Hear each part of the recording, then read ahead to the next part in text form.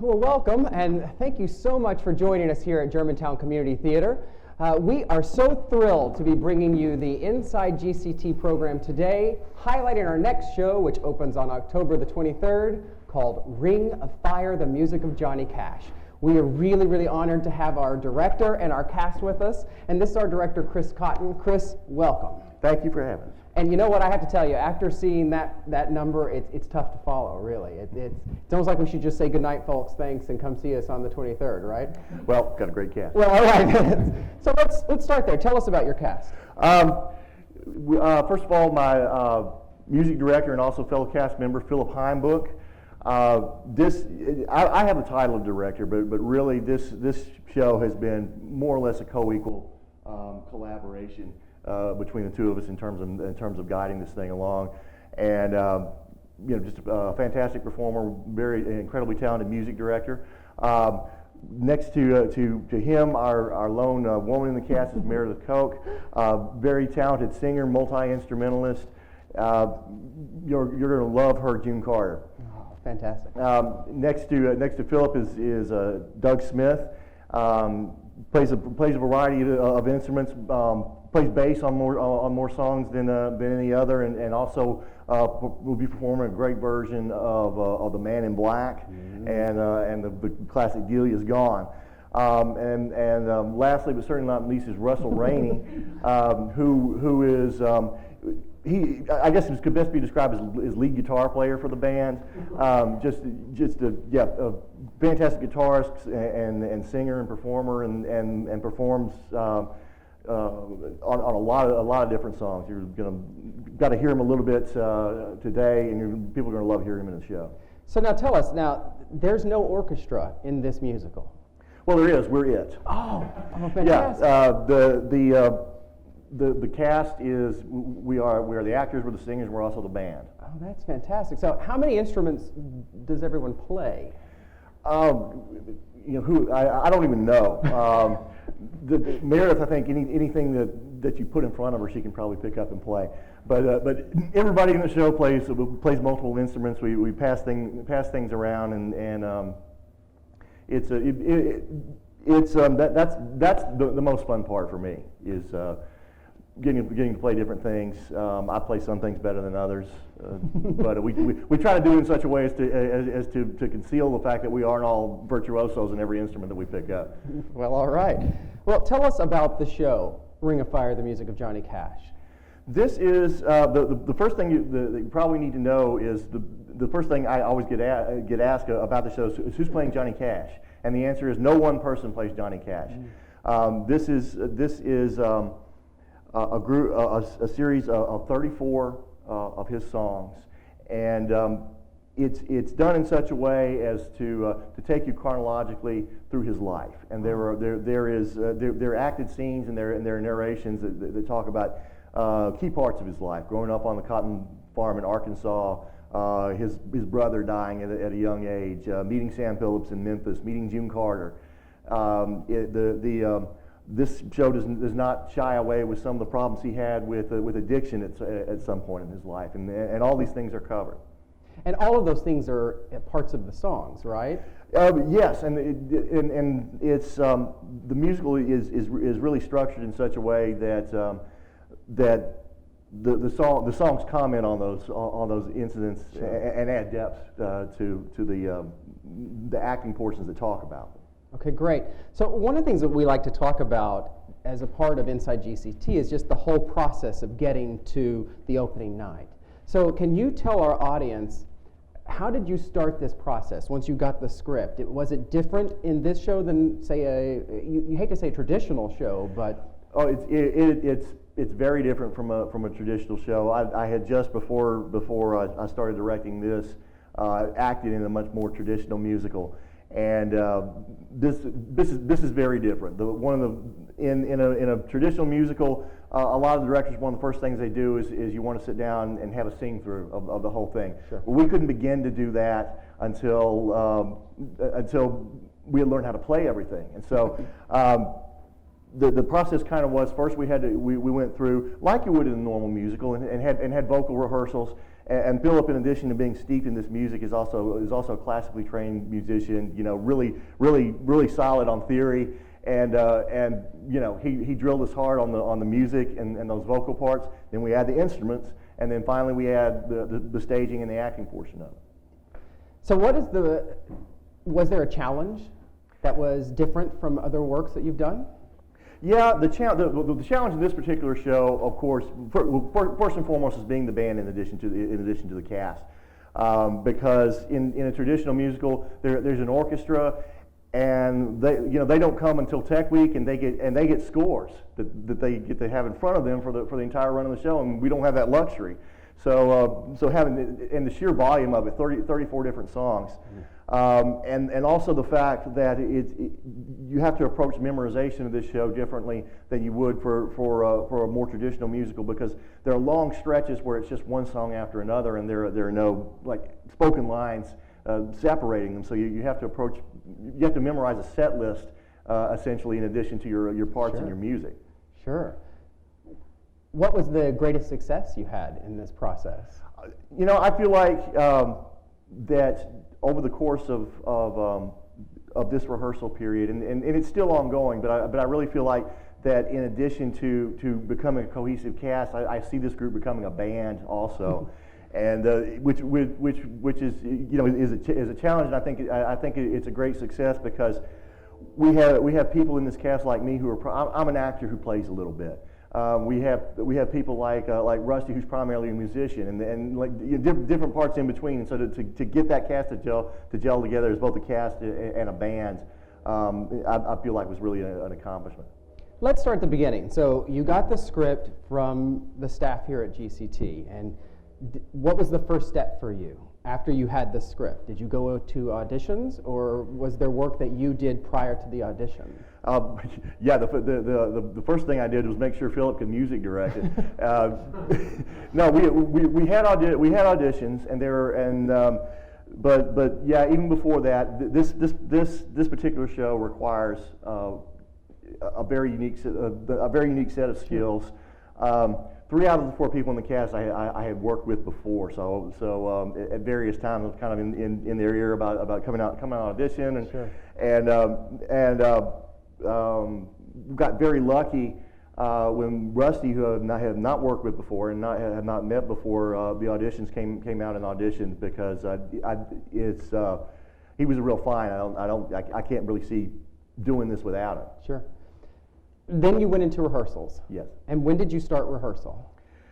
We started the middle of September, and it turned out to be temporally it was 8 weeks of rehearsal. But when we started, 3 of the 5 of us were also working on other shows, and so we would rehearse music a little, and then long about the first part of October, it really got down to getting serious and putting the thing together. Tell me one of your favorite memories of this process to date. I loved when we went to do the publicity photo shoot at Sun Studio, because not only it was so much more than that. It was kind of a lesson on the world of the play for us. You get to see the actual place where Johnny Cash and Elvis and so many others recorded music, and there's still the tape marks on the floor where you can say Elvis. This is where Elvis stood to record "That's All Right, Mama," and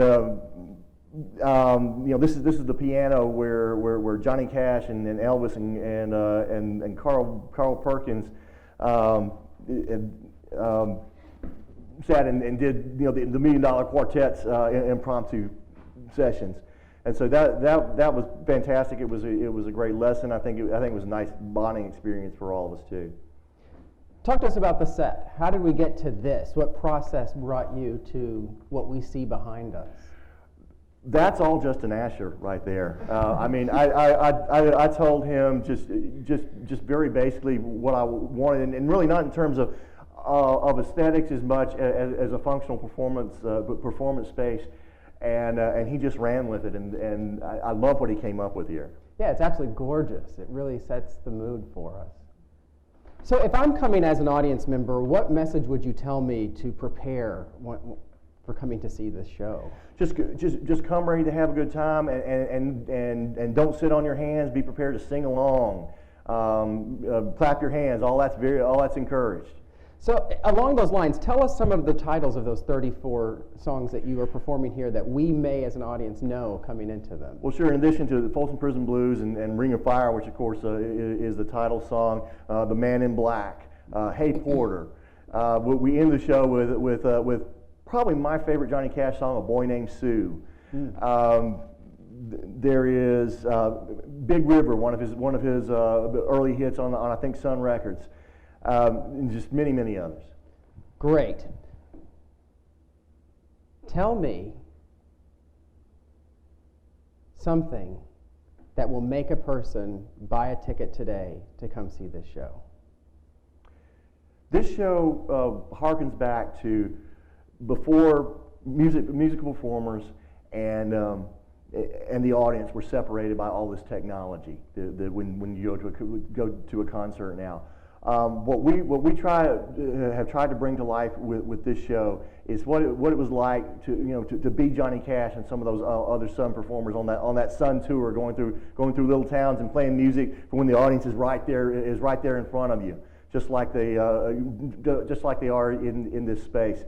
And I think that you'll see an energy level that those old shows have, and that's what we really strive for. Okay, great. Well, before we go into the final questions for you, tell me, I'm interested to know about blocking in this show. Is this a fluidly blocked? In other words, is this something that you've set and the actors need to hit certain spots, or is this just a free-for-all? It's absolutely not a free-for-all. The goal for the most part is to make it to kind of hide the artistry, to make it look like we're just people standing around. But yeah, each number was thought out, and each one is staged, and with very definite things in mind. And a lot of times it's guided by what the song's about. For example. The song 5 Feet High and Rising is about floodwaters rising, and so you see you'll see us getting further and further and further backstage as the floodwaters rise, and sometimes it's just going back and looking at old videos and photos. What did the Tennessee 2 and later the Tennessee 3 and contemporaries like Elvis's backup band, what did they look like? Where did they stand when they performed? And putting all that into the staging for this. Well, that's great. I'd love for you to tell me a little bit more about that, and then we'll jump into these final questions. Since you said that it's going back to look at old footage and historical elements, how much of that was done with this cast? It was more. I know that they probably did a lot on their own because they're all through this process. We have a group on Facebook, and there'll be these videos being posted. But yeah, I definitely looked at that going in. There's fortunately we live in a time where the age of YouTube, where there's so much available. Just going on the internet looking stuff up, and I did look at quite a bit of old performance footage. And I also looked at other productions of this show. There was a national tour of this production, and I looked at that, and what I saw was, first of all, I saw that was not the show we wanted to do. There was a backup band, and there was a lot of. It looked like Oklahoma, if Oklahoma was about Johnny Cash, and that was not the show. That was not the show that we wanted to do, and so. Yeah, so what we ended up coming up with is staging, reflected by what's in the songs, and then also, staying as much as we can true to the way that it actually was staged when Johnny Cash played those songs. Man, it just sounds so exciting. Well, let's jump into these final questions. Okay. So these are the famous final questions from inside the actor's studio, without one. So here we go. What is your favorite word? Effulgent. Oh, well, I don't know what that is. What is your least favorite word? I can't say it in this taping. Okay, fair enough. What turns you on? Playing Johnny Cash songs. Oh, now see, that's well stated, well stated. What turns you off? Deadly theater. Interesting. What sound do you love? The sound of guitar kicking. I'm seeing a theme here. What sound do you hate? Off-key music. Also on theme. Very good, very good. What profession, other than yours, would you like to attempt?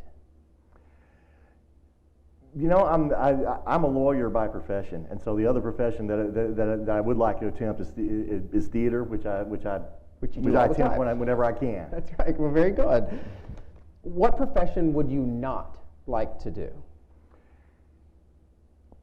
I wouldn't like to be in sales.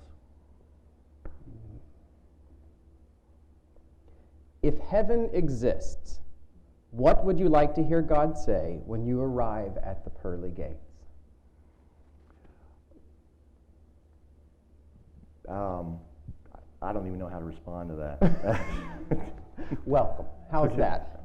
Well, Chris, thank you so much. What I'd love for you to do is give one last sales pitch right into the camera for anyone wanting to come see Ring of Fire, which opens on October 23rd and plays for those 3 weekends. Give that sales pitch and then introduce the next song that we're going to hear, and we'll let the cast come up and join you. Well, how about you know, I don't want to be in sales because I'm a horrible salesman. What I will do, I think, is hopefully let the song sell the show for us. Sure. This is everybody. This is Big River. Well, please come out and see Ring of Fire, the music of Johnny Cash, opening October 23rd at the Germantown Community Theatre. Thank you so much.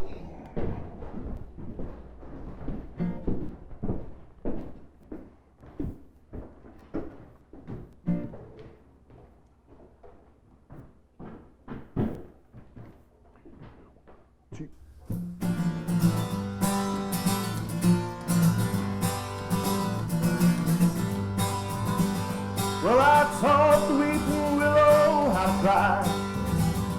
I showed the clouds how to cover of a clear blue sky.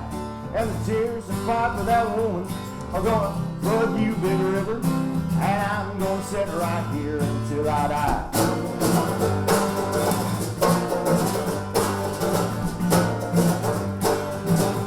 Well, I met her accidentally in St. Paul, and tore me up every time I heard her draw, southern draw. Well, I heard the green went back downstream, and I followed you, Big River, when you called. Guitar!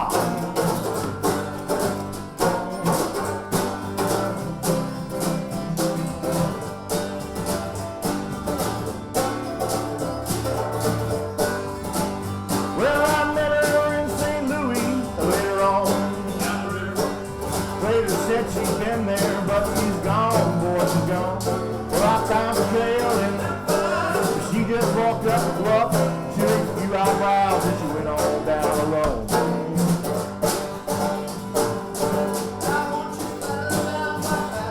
A little queen, roll it up. New Orleans, New Orleans.